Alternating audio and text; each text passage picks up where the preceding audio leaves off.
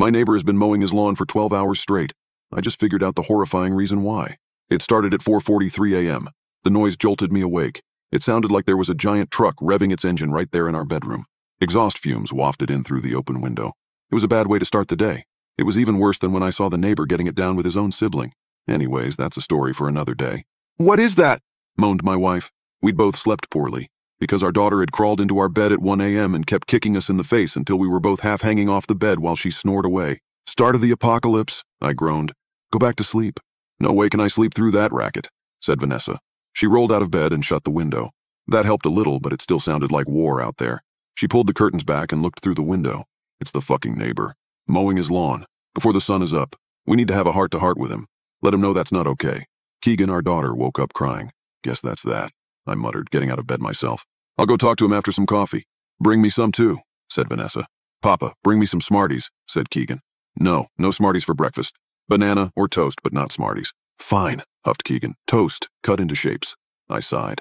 This was really the last thing I wanted to be doing at 4:45 on a Saturday morning. Making coffee and cutting toast into animal shapes instead of drooling in my sleep and dreaming of a gentler world. I went into the kitchen and started the coffee and toast and then looked out the living room window. Sure enough, there was Mr. Limsky mowing his damn lawn in his damn bathrobe, no less. That was another thing that I had no desire to do. Get into it with him about this, or really talk to him about anything ever beyond a friendly wave and a howdy neighbor. By the time I was awake enough to form a coherent thought, it was almost 6 o'clock and I had consumed 4 cups of coffee.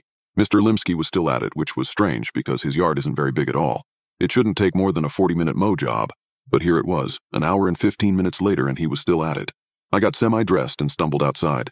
I walked across my own yard, which I noted needed mowing itself. Maybe I'll tell him that if he mows my lawn and promises to never start so early again, I'll let it go. But I knew that I wouldn't do that. I was a coward. As I got closer, I observed with some confusion that his lawn was already mowed. He was going over it a second time now.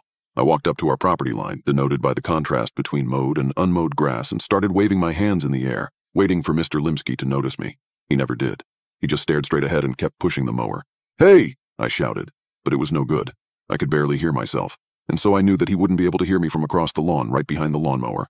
God damn it. I walked across his yard until I was right behind him. "Hey!" Nothing. I tapped on his shoulder.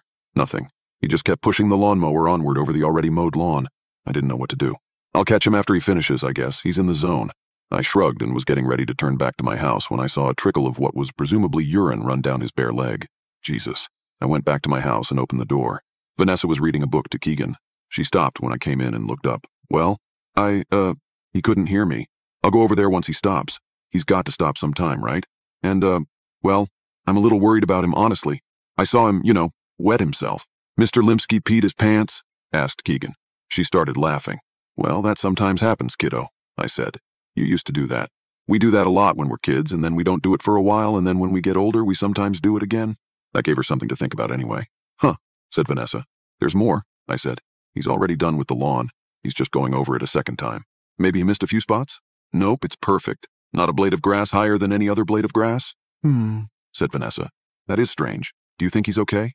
Should we call somebody?" I shrugged. "Who are we going to call? The police? Tell them that our retired neighbor is mowing his lawn twice while peeing himself. What will they say to that?" Asterisk. By 8 o'clock I was done cooking the bacon, and Mr. Limsky was still at it, mowing his lawn for what must have been the 5th time. I tried not to think about it, but it was hard. "After breakfast we should go somewhere," I said. "It's a beautiful day. No sense staying cooped up all day."